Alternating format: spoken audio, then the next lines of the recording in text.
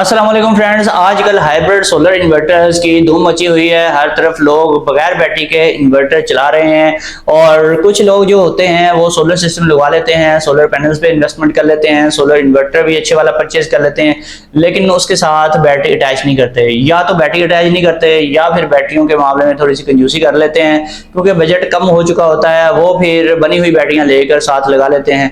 जो रिपेयर शुदा या तैयार शुदा बैटरियां होती हैं, जो रिसाइकल्ड बैटरियां होती हैं, वो बैटरियां लेकर लगा लेते हैं और वो फिर बड़े परेशान रहते हैं। उसमें बेतहाशा फॉल्ट्स आते हैं और उनकी ग्रेविटी जो है वो पूरी नहीं होती और कभी हो भी रही होती है और कभी नहीं भी हो रही होती और वो बैटरी बैकअप भी नहीं देती। स्टार्ट के जो 2-3 मंथ होते हैं उनमें बैटरी अच्छा बैकअप दे रही होती है और गुजारा कर रही होती है और आप बड़े खुश होते हैं कि 20-25 हज़ार में मैंने 27 प्लेट की एक बड़े साइज की बैटरी परचेज कर ली है और बैकअप भी मुझे बहुत अच्छा मिल रहा है, तो मेरे काफ़ी सारे पैसे बच गए। लेकिन अगर आप बनी हुई रिपेयर शुदा बैटरी यूज़ कर रहे हैं तो आपको एक चीज़ का ख़ास ख्याल करना चाहिए। आपको देखना चाहिए कि आपकी बैटरी कितने घंटों में चार्ज होती है।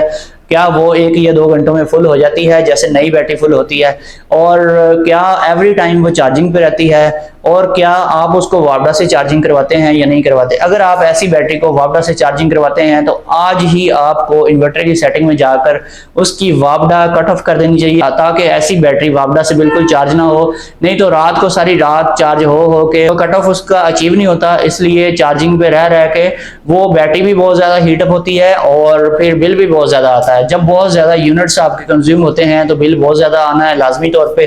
तो ऐसी बैटरी पहले तो यूज़ ही ना करें। अगर आपको इमरजेंसी है तो फिर सोलर के ऊपर चार्जिंग करवाएं जस्ट उसकी, और रात को आप उसको बिल्कुल चार्ज ना करवाएं।